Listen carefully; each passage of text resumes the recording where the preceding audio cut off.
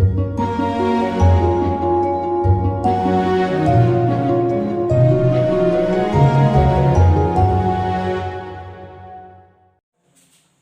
बच्चों, आज से हम न्यू चैप्टर स्टार्ट करने वाले हैं। जिस चैप्टर का नाम क्या है? Current electricity. ओके, होपफुली आपने सेकेंड चैप्टर अच्छे से पढ़ा होगा। क्या चैप्टर था? Potential and capacitance. ओके, हमने आपको पोटेंशियल भी पढ़ाया और कैपेसिटेंस भी पढ़ाया। ठीक है, चलो आज अपन स्टार्ट करने वाले हैं क्या? Current electricity. ओके, हेडिंग डालेंगे हम लोग क्या? Current electricity. Current electricity. Okay, it is the third chapter of NCERT. ये अपने पास थर्ड चैप्टर है, करंट इलेक्ट्रिसिटी। सबसे पहले व्हाट इज इलेक्ट्रिक करंट। सबसे पहले हम बात करने वाले आपसे कि इलेक्ट्रिक करंट होता क्या है। ठीक है, तो आप लिखते हो क्या हो कि flow of charge per unit time is called electric current। ठीक है, बहुत ही सिंपल सा डेफिनेशन। क्या कि flow of charge per unit time is called electric current. It is denoted by I. ठीक है, फॉर्मूला क्या होता है? I equal to Q upon T. Formula क्या होता है? I equal to Q upon T. ठीक है, सबसे पहले बात करें हम लोग कि what is the unit of I। I की यूनिट क्या होता है? तो देखो यहाँ से I equal to Q by T. Q का यूनिट क्या होता है? कूलम। और टाइम यूनिट क्या होता है? सेकेंड। तो इलेक्ट्रिक करंट का यूनिट क्या होगा? कूलम पर सेकेंड, या फिर इसी को हम क्या बोलते हैं? एम्पियर। ओके, तो इलेक्ट्रिक करंट का यूनिट क्या होता है? या तो आप कूलम पर सेकेंड बोलो या फिर क्या बोलो? एम्पियर। ठीक है, ओके। नेक्स्ट वन इज कि अपने पास हम जानते क्या है? हम जानते हैं कि from the quantisation of charge Q equal to NE होता है। ये अपने पास क्या है? प्रॉपर्टीज ऑफ चार्ज है। ठीक है, क्या जब अपन स्टार्टिंग में चार्ज को ही पढ़ाया होगा आपको, अपन पढ़े होंगे चार्ज, तो क्या मिला था? क्वांटाइजेशन ऑफ चार्ज एक चार्ज की प्रॉपर्टी होती थी। फॉर्मूला क्या होता? Q equal to NE। तो ये फॉर्मूला चेंज हो जाएगा, क्या हो जाएगा? I equal to NE upon में T। This is the next formula. ठीक, ओके, नोट तो इतनी बात है, फिर आगे बात करते हैं।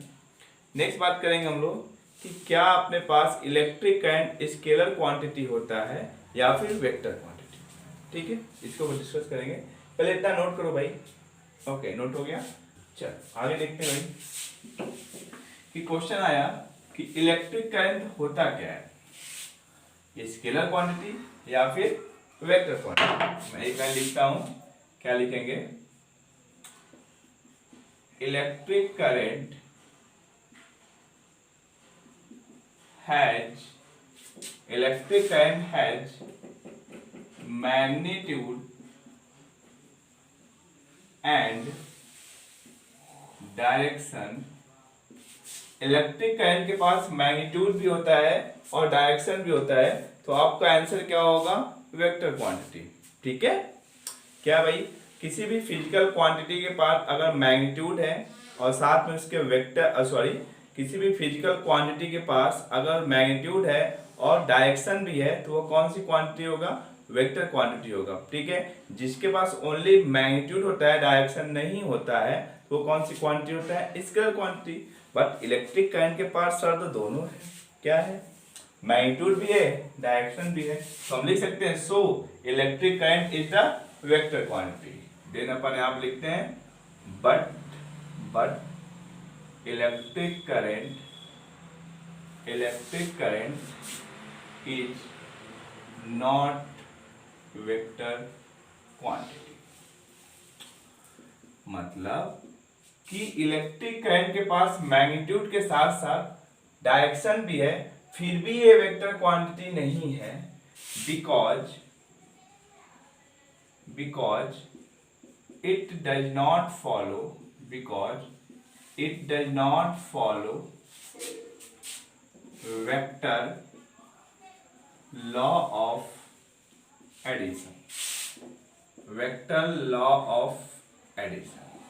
ये अपने पास क्या होता है कि वेक्टर लॉ ऑफ एडिशन को फॉलो नहीं करता है।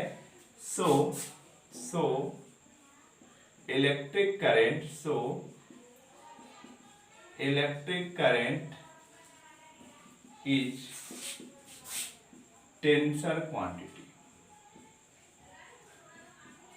ओके, इलेक्ट्रिक करंट कैसी क्वांटिटी? Tensor quantity. एक अलग होता है स्केलर वेक्टर के बाद एक और क्वांटिटी होता है टेंसर क्वांटिटी। एक कैसी क्वांटिटी होता है? ऐसा फिजिकल क्वांटिटी जिसके पास मैग्नीट्यूड भी हो, डायरेक्शन भी हो, बट वो वेक्टर लॉ ऑफ एडिशन को फॉलो नहीं करता है, तो ऐसे क्वांटिटी को हम क्या बोलते हैं? Tensor quantity. दूसरी बात, अगर ऑप्शन में टेंसर क्वांटिटी ना रहा था तब क्या करेंगे? तब स्केलर में टिक मारना, कोई गलत नहीं करेगा। ओके, बट अगर टेंसर क्वांटिटी ऑप्शन में है, इस पे टिक मारोगे। ठीक है, तो क्या भैया इलेक्ट्रिक करंट क्या मिला? इलेक्ट्रिक करंट कौन सी क्वांटिटी? आपका आंसर होगा sir it is the tensor quantity. Okay, सही बात कि सर अपने को एक बात नहीं समझ में आया, ये बात बताओ मेरे को। कौन सी बात? ये क्या कह रहे हो आप कि वेक्टर लॉ ऑफ एडिशन को फॉलो नहीं करता है। इस फॉर्मूले, इस चीज को बता दो, हम समझ जाएंगे। ठीक है, सपोज अपने पास देखो ध्यान से, जैसे कि अपने पास ये कोई पॉइंट है। ठीक है, ये कोई पॉइंट है, यहां से अपने पास फोर्स अपन ने F1 लगाया है। ठीक है, और सेकेंड वन क्या है अपने पास? Second one is F2 force. ठीक है, अपने पास दो फोर्स है, F1 फोर्स और F2 फोर्स। इनके बीच का एंगल अपने पास कितना है? सपोज थीटा एंगल है। ठीक है, अब इन दोनों फोर्स के बीच का एंगल कितना? थीटा। तो हम बोलेंगे इनके बीच का नेट फोर्स कितना होगा? इनके बीच का नेट फोर्स कितना होगा? तुम बोलोगे सर नेट फोर्स तो इधर से आएगा F नेट, और इसका फॉर्मूला क्या बनेगा? इसका फॉर्मूला बनेगा F net equal to root F1 square plus F2 square plus 2F1 F2 cos theta. ठीक है, और इस F नेट का डायरेक्शन कैसे निकलेगा? कुछ अपने पास यहाँ पे उसके लिए फॉर्मूला अपन ने बताया था, ये वेक्टर क्वांटिटी का फॉर्मूला हो जाएगा, वेक्टर लॉ ऑफ एडिशन का फॉर्मूला बनेगा। ठीक है, ओके, मतलब ये समझना कि इस F1 F2 के बीच में से कहीं F नेट निकलेगा। क्या ये चीज यहाँ लागू होता है? इलेक्ट्रिक करंट लागू होता है, चेक करते हैं। सपोज यहां से अपने पास 2 एम्पियर का करंट आता है। ठीक है, सपोज यहां से इस वायर से अपने पास 2 एम्पियर का करंट आ रहा है, और इस वायर से अपने पास 3 एम्पियर करंट आ रहा है, और इन दोनों वायर के बीच में थीटा एंगल है। तो यहां से कितना करंट जाएगा? तो ये जाता कितना है? 5 एम्पियर का। मतलब इसका जो नेट निकल रहा है, इनका सम होके डायरेक्ट निकल जा रहा है। ठीक है, कोई एंगल से मतलब नहीं है। ठीक है, मतलब एक्चुअली इनका नेट किधर से निकलना चाहिए? इधर से निकलना चाहिए, पर ऐसा नहीं हो रहा है। वो नेट इधर निकलेगा 2 एम्पियर 3 एम्पियर, तो यहाँ से जो वायर जाएगा, जाहिर सी बात है उसमें कितना करंट जाएगा? 5 एम्पियर। ठीक है, इसमें एंगल कोई मैटर नहीं करता है, इसलिए अपने पास ये क्या करता है? वेक्टर लॉ ऑफ एडिशन को फॉलो नहीं करता है। एक्चुअली जो नेट आना चाहिए आई नेट, वो इधर न आना चाहिए, बट ऐसा नहीं है। ठीक है, इलेक्ट्रिक करंट में एंगल को अपन कोई भी अपने पास इसको कोई वैलिडिटी नहीं देते हैं। ठीक है, बात समझ में आया क्या? हाँ, क्या समझ में आया कि चलो ये फोर्स का F1 है F2, इनके बीच के एंगल कितना है? थीटा। जो F नेट निकलता है वो इधर से निकलता है, इसका फॉर्मूला ऐसे निकलता है। पर इलेक्ट्रिकल में ऐसा कंडीशन नहीं है, भले ही कोई भी थीटा हो, उससे कोई मतलब नहीं होगा। यहाँ 2 एम्पियर, यहाँ 3 एम्पियर, डायरेक्ट यहाँ से कितना निकलेगा? 5 एम्पियर निकला है। और देख लो अपने पास सपोज ये 2 वायर है, यहाँ से अपने पास 3 एम्पियर जा रहा है, और यहाँ से अपने पास 7 एम्पियर करंट जा रहा है। तो यहाँ से कितना निकलेगा? आप बोलोगे सीधे क्या? 10 एम्पियर करंट। ठीक है, got it clear? Okay, note down, note कर लो। क्या हमने सीखा कि सर इलेक्ट्रिक करंट के पास मैग्नीट्यूड होता है, डायरेक्शन होता है, बट ये वेक्टर क्वांटिटी नहीं होता है, ये टेंसर क्वांटिटी होता है। क्यों सर ऐसा क्यों होता है? ऐसा इसलिए होता है कि ये वेक्टर लॉ ऑफ एडिशन को फॉलो नहीं करता है, और ऐसे क्वांटिटी को अपन टेंसर क्वांटिटी बोलते हैं। ठीक है, वेक्टर लॉ ऑफ एडिशन हम समझ गए। दो वेक्टर को जोड़ने के लिए फॉर्मूला क्या होता है कि अपने पास resultant equal to under root, दो वेक्टर सपोज एक ए है दूसरा बी है, तो A square plus B square plus 2ab cos theta, पर ऐसा करंट में अप्लाई नहीं होता है। ठीक है, ओके, हो गया हो गया हो गया। ठीक है, नेक्स्ट समझते हैं हम लोग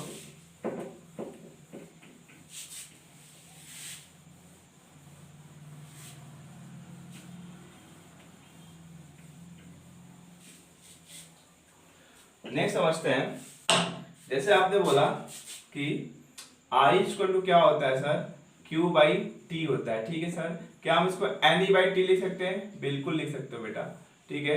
तो I equal to Q by T या फिर equal to N E by T. Okay, एक टर्म होता है अपने पास I average, average electric current, वो कैसे निकालेंगे? Delta Q upon delta T से, ठीक है। ये आई एवरेज हो गया, ठीक है। और एवरेज जब भी बात करेंगे हम लोग, तो यहाँ पे अपन बात करेंगे time interval, time interval should be large. जैसे 11th में आप एवरेज वेलोसिटी निकालते थे, उसमें टाइम हमेशा क्या लेते थे? बड़ा लेते थे। ऐसे एक टर्म आता है इंस्टैन्टेनियस इलेक्ट्रिक करंट। तो इंस्टैन्टेनियस को ऐसे लिख दिया, ये क्या होता है? अगर आप चार्ज को टाइम के इसमें डिफरेंशिएट करोगे तो आपको क्या मिलेगा? Instantaneous electric current. और यहां पर जो टाइम होना चाहिए, time should be very very very very small, यहां तक कि टाइम नियर अबाउट 0 सेकेंड तक भी चला जाता है, ठीक। तो आपको आई एवरेज निकालने आ गया, आपको आई इंस्टैन्टेनियस निकालने आ गया, ठीक है। अपन स्टार्ट करते हैं question number first.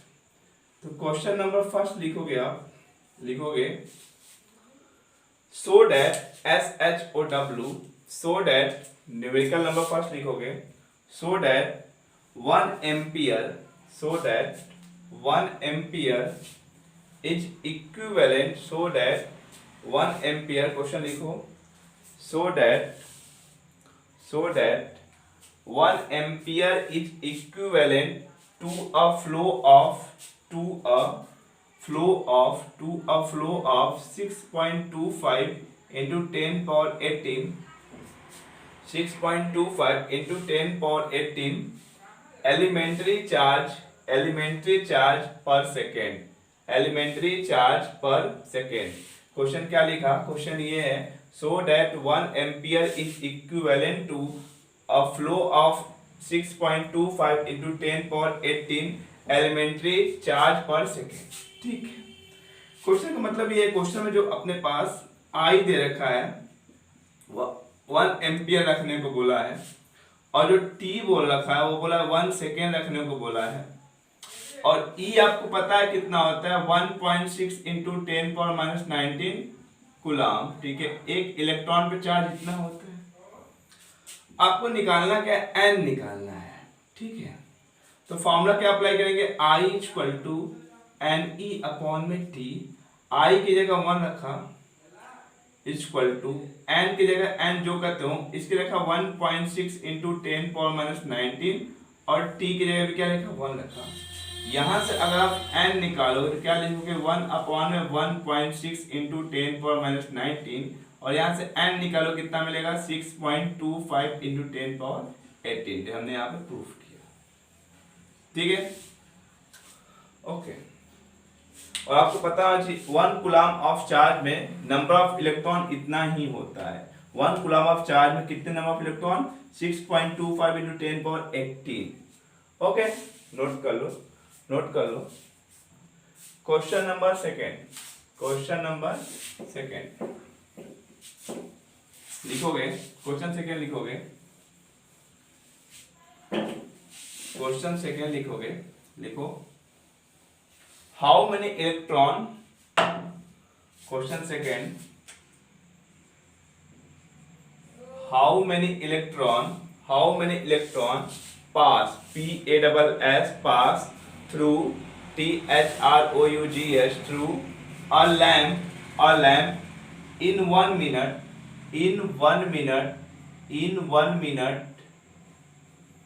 if current is 300 milliampere, ठीक है। क्वेश्चन को रखा है कि 1 मिनट में किसी भी लैंप से कितने नंबर ऑफ इलेक्ट्रॉन फ्लो होगा अगर उसमें करंट कितने फ्लो कर रहा है? 300 मिली एम्पियर, ठीक है। तो एक बात आप समझना, तो आप कन्वर्जन समझते हैं हम लोग कि 1 एम्पियर में 1 कूलम पर सेकेंड होता है, पहली बात ये। दूसरी बात 1 मिली एम्पियर में 10⁻³ एम्पियर होता है, ठीक है। नेक्स्ट बात 1 माइक्रो एम्पियर में 10⁻6 एम्पियर होता है, ओके। नेक्स्ट 1 नैनो एम्पियर में 10⁻9 एम्पियर होता है, ओके।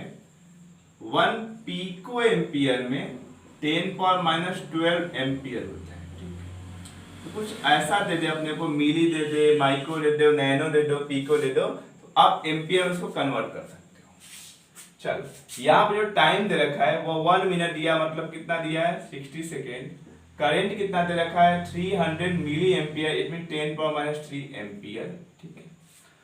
आपको पता होना चाहिए ई कितना होता है 1.6 × 10⁻19 कूलम होता है, ओके। आपको निकालना क्या है, निकालना एन कितना होगा।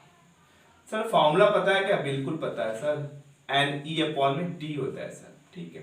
सर आई दिया है क्या, बिल्कुल दिया है, कितना दे रखा है 300 × 10⁻³ इक्वल टू एन निकालना है, यहाँ पे रखेंगे 1.6 × 10⁻19 और टाइम कितना रखेंगे अपन 60, ओके। जब इसको सॉल्व करो तो कितना हो जाएगा, ये कितना हो जाएगा 3 इंटू ये 2, यहाँ पे क्या है 3 × 10⁻2 10⁻1 into 60 equal to n into 1.6 into 10⁻19। यहाँ से n की वैल्यू चाहिए अपने पास, कितना हो जाएगा, ये हो जाएगा 18/1.6 इंटू 10⁻19, ओके। इसको सॉल्व करोगे तो आंसर जो आएगा वो अप्रोक्सीमेट कुछ इतना आएगा 1.125 इंटू 10⁻20। इसको चेक कर लेना, इतने नंबर ऑफ इलेक्ट्रॉन होंगे, ठीक है। नोट कर लो भाई, नोट कर लो।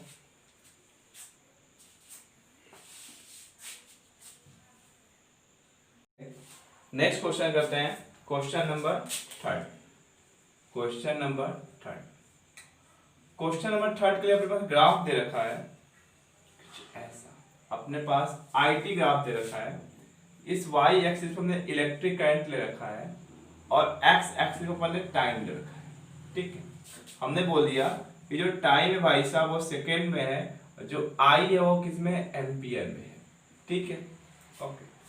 अपने पास ग्राफ कुछ ऐसा बना रखा है, ये और ये, ठीक है।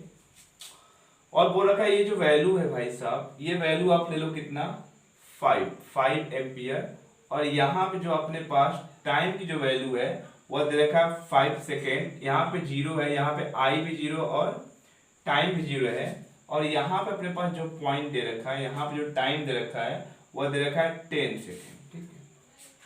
कुछ ग्राफ अपने पास ऐसा दे रखा है, ग्राफ क्या है, आईटी ग्राफ है, ठीक है। इसमें क्वेश्चन पूछा है find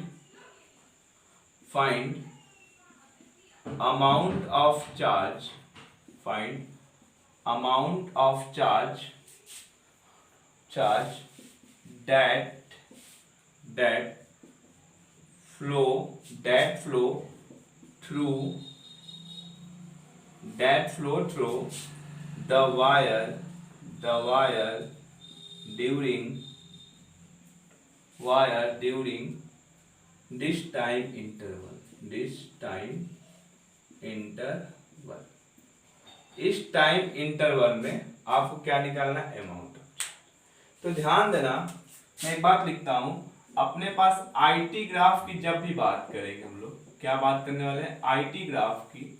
इसमें आपको अगर अमाउंट ऑफ चार्ज चाहिए, आईटी ग्राफ में अगर आपको अमाउंट ऑफ चार्ज चाहिए तो आपको क्या निकालना पड़ेगा, एरिया अंडर आईटी कर्व। जो भी अपना ग्राफ बना है उसका एरिया निकाल लो, तो आपको क्या निकल जाएगा, चार्ज। चलो तो देखो ध्यान से, अपन ने बोला कि इसमें क्या है, अपने पास अगर क्यू निकालना है सबसे पहले हमें एरिया ऑफ ट्रायंगल निकालना पड़ेगा प्लस एरिया ऑफ रेक्टेंगल, ठीक है। ये देखो, ये ट्रायंगल है और ये रेक्टेंगल, इन सबका आप एरिया निकाल के जोड़ दोगे तो आपको टोटल अमाउंट ऑफ चार्ज पता चल जाएगा। चलो एरिया ऑफ ट्रायंगल कैसे निकालते हैं, 1/2 बेस इंटू हाइट से, तो बेस कितना होगा 5, तो बेस 5 हुआ और हाइट वो कितना होगा 5 होगा, तो हाइट भी कितना हुआ 5 प्लस एरिया ऑफ रेक्टेंगल क्या होता है लेंथ इंटू ब्रेथ, तो देखो ध्यान से ये लेंथ कितना होगा 5 सेकेंड, यहाँ पे 10 सेकेंड, इन दोनों के बीच में इंटरवल कितना होगा 5 सेकेंड का, डिफरेंस कितना होगा 5 सेकेंड का, तो अपन ने लिखा 5 इंटू हाइट कितना भैया 5 है ना, ये भी कितना रेक्टेंगल का लेंथ इंटू ब्रेथ पर चल गया। ओके सॉल्व कर लो, कितना मिलेगा यहाँ से, देखो अपन ने 25 को कॉमन ले लिया, क्या मिला 1/2 प्लस 1, इट मीन्स कितना हो जाएगा 25 इंटू 3/2, जिन कितना आंसर मिलेगा 75/2 coulomb, this is the answer. ठीक है, नोट कर लो, समझ में आया होगा, नोट कर लो। तो एक बात हमेशा याद रखना, जब भी हम आईटी ग्राफ की बात करेंगे, उसमें अगर अमाउंट ऑफ चार्ज पूछे तो आप एरिया अंदर आईटी कर्व निकाल लो, आपको क्या मिल जाएगा अमाउंट ऑफ चार्ज मिल जाएगा। ठीक है, ओके नोट करो भाई, नोट करो।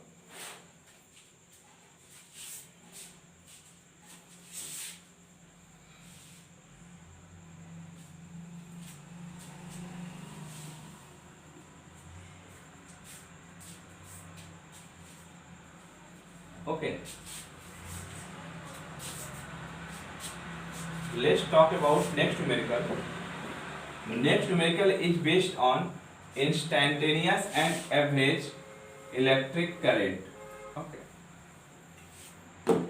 जैसे कि अपने पास हम बात करें आपसे आई एवरेज की बात किया था, तो क्या मिला था delta Q upon delta T. ठीक, वैसे सिमिलरली अगर हम आई इंस्टेंटेनियस की बात करें, क्या मिलेगा डी क्यू अपॉन में डी टी। ओके, जैसे क्वेश्चन करते हैं, क्वेश्चन में दिया है if Q is equal to T power 3 plus T square plus 2t plus 5। ठीक है, find I instantaneous at t is equal to 1 second and also find average current between 0 to या फिर between 1 to 2 second. Okay, आपको instantaneous current निकालना है कब, जब time 1 second लेना है, आपको एवरेज करंट निकालना है कब, टाइम इंटरवल 1 सेकेंड से 2 सेकेंड के बीच में। चलो आपसे बात को सबसे पहले इंस्टेंटेनियस का फॉर्मूला क्या अप्लाई करते हैं, I instantaneous equal to D Q by D T. मतलब हम चार्ज को टाइम के रिस्पेक्ट में अगर डिफरेंशिएट करेंगे तो इंस्टेंटेनियस मिलेगा। ठीक है, तो D upon D T, charge क्या है भैया T Q plus T square plus 2t plus 5। जरा इसका डिफरेंशिएशन करोगे तो टी क्यू का डिफरेंशिएशन कितना मिलेगा 3t स्क्वायर, टी स्क्वायर कितना मिलेगा 2t, और 2t का कितना मिलेगा 2 और 5 कितना मिलेगा 0। आपको डिफरेंशिएशन होपफुली आता होगा। अगर आप x पावर n का डिफरेंशिएशन करते हो, x के n से क्या मिलता है x n power n minus 1, यही फॉर्मूला मैंने अप्लाई किया और यहां से क्या किया, इस टी क्यू को अगर आप टी के में डिफरेंशिएट करोगे कितना मिलेगा 3t स्क्वायर, इस टी स्क्वायर को अगर टी के में डिफरेंशिएट करोगे क्या मिलेगा 2t, और इस 2t का अगर t के रिस्पेक्ट में डिफरेंशिएशन करोगे तो क्या मिलेगा 2, और कांस्टेंट वैल्यू का डिफरेंशिएशन क्या होता है 0। तो आपको आई इंस्टेंटेनियस मिल चुका है कितना 3t square plus 2t plus 5। But ये आई इंस्टेंटेनियस कब चाहिए, जब when t equal to what 1 second, तो हमें मिल जाएगा आई इंस्टेंटेनियस, जहां पे अपने पास t है वहां 1 पुट करो, ये हो जाएगा 3 प्लस 2, और यहाँ पे अपने पास क्या 5 बचा है, सॉरी यहाँ 5 कहाँ से है, यहाँ 2 है ना, ये 2 है, तो प्लस 2, इट मीन आंसर कितना आएगा 2 2 4 plus 3 7 ampere, this is the answer. ठीक है, ये आई इंस्टेंटेनियस, अंडरस्टैंड। ओके, रही बात सर हमें एवरेज सिखा दो, तो हम एवरेज के लिए फॉर्मूला यूज करेंगे I equal to I average equal to delta Q upon delta T. चलो डेल्टा क्यू का लिख सकते हैं Q2 minus Q1 upon T2 minus T. उसमें जो 1 to 2 सेकेंड दिया है उसमें T1 जो दे रखा है 1 सेकेंड दे रखा है और जो T2 दे रखा है वो 2 सेकेंड दे रखा है। बोला है ना एवरेज स्पीड सॉरी एवरेज आपको क्या करंट निकालना किसमें 1 से 2 सेकेंड में। ये जो दिया है वो T1 दिया है, कितना दिया है T2। कई बार सर हम Q1 Q2 कैसे निकालेंगे, इसमें आ जाओ। फॉर्मूला क्या था अपने पास, इक्वेशन क्या दिया, T equal to Q equal to TQ plus T square plus 2T plus 5। इसमें अगर T1 की वैल्यू 1 सेकेंड रखते हो तो आपको Q1 मिलता है, ठीक है। अगर इसमें T की वैल्यू 1 सेकेंड रखोगे तो क्या मिलेगा, Q1 रखो 1 प्लस 1 प्लस 2 प्लस 5, कितना मिलेगा Q1 देख लो, 5 2 7 7 1 8 1 9 कूलम, ठीक है। ऐसे T2 की वैल्यू अगर आप कितना रखते हो 2 सेकेंड तो आपको मिलता है क्या, Q2 रखो जा, तो 2 के पावर Q कितना हो जाएगा 8 प्लस 2 के पावर स्क्वायर कितना होगा 4 प्लस 2 2 जा 4 प्लस 5, देखो कितना मिलेगा 8 प्लस 4 12, 12 प्लस 4 कितना 16 और 16 प्लस 5 कितना हो जाएगा 16 प्लस 5 21 कूलम, ठीक है। एक बार फिर से ऐड कर लो, 8 प्लस 4 12, 12 प्लस 4 16, 16 प्लस 5 25। आपको Q1 मिल चुका है, Q2 मिल चुका है, T1 मिल चुका है, T2 मिल चुका है, तो आप एवरेज करंट निकाल सकते हैं। कैसे,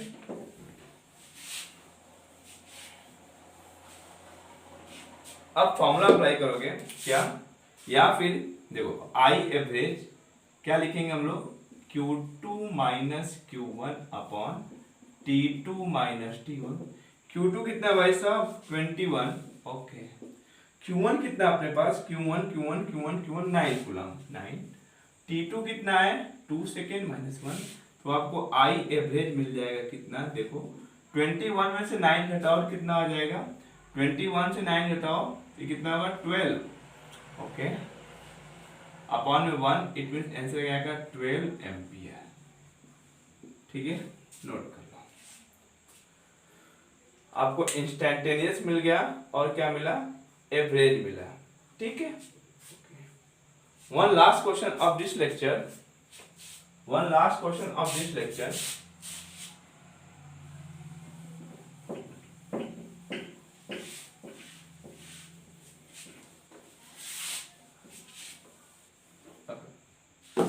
क्वेश्चन ये है, if t equal to sorry if I equal to t square plus t plus 1, अपने पास अगर I की वैल्यू इतना क्या t square plus t plus 1 दे रखा है, पूछा है find charge if I equal to t square plus t plus 1 then find charge between 0 to 3 second, ठीक है। इस बार आपको I दे रखा है और पूछा चार्ज क्या होगा, ठीक है।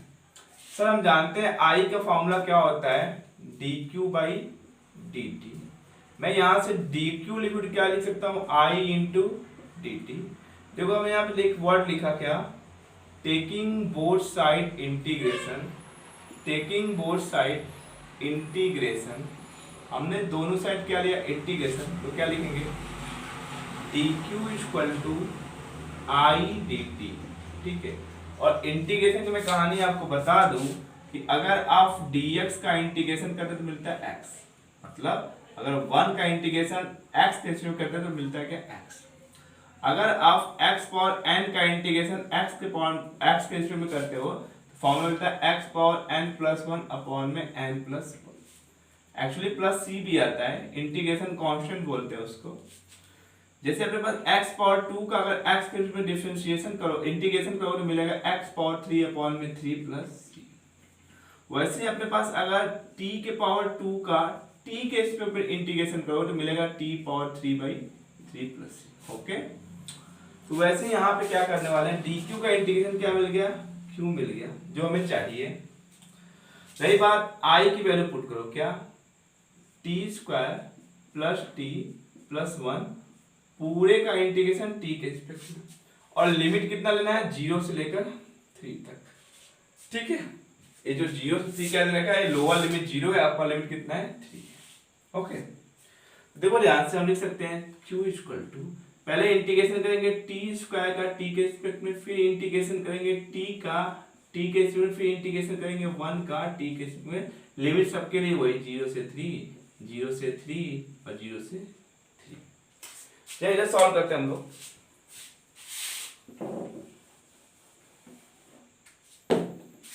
देखो ध्यान से, अगर आप टी स्क्वायर का टी के में इंटीग्रेशन करोगे तो क्या आंसर मिलेगा, T Q by 3 lower limit 0 upper limit 3 plus T का अगर टी के में इंटीग्रेशन करोगे तो क्या मिलेगा, T square by 2 lower limit 0 upper limit 3 plus अगर 1 का टी के में इंटीग्रेशन करोगे तो मिलेगा only T lower limit 0 upper limit 3।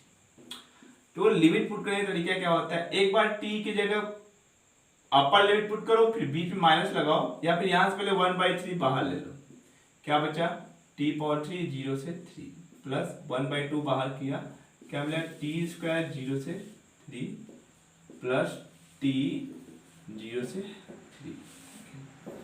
चलो निकालते हैं, q इक्वल टू 1/3 फिर t की जगह क्या रखेंगे 3 रखेंगे, power 3 minus 0 power 3 plus 1/2, t की जगह कितना रखेंगे 3, तो 3 पावर 2 माइनस, एक बार t की जगह क्या रखेंगे 0, 0 पावर 2 प्लस t की जगह 3 माइनस 0, जो कितना हो जाएगा सॉल्व करने पर 1/3, ये कितना हो जाएगा 27, ओके, प्लस 1/2 इंटू 9 प्लस 3, कितना हो जाएगा 3 से 9 कट जाएगा, 9 बार 27, तो कितना मिला 9 प्लस 9/2 प्लस 3, ये चार्ज हो गया, इसको सॉल्व कर लो कितना मिल जाएगा, ये हो जाएगा 18 प्लस 9 प्लस 6/2, इसको सॉल्व कर लो, देखो कितना आएगा, और 18 प्लस 6 कितना हो जाएगा, 18 प्लस 6 हो जाएगा 24 प्लस 9 अपॉन में 2, इसको सॉल्व करो कितना होगा 9 4 13 1 कैरी 2 प्लस 1 32/2 m, और है गुलाम।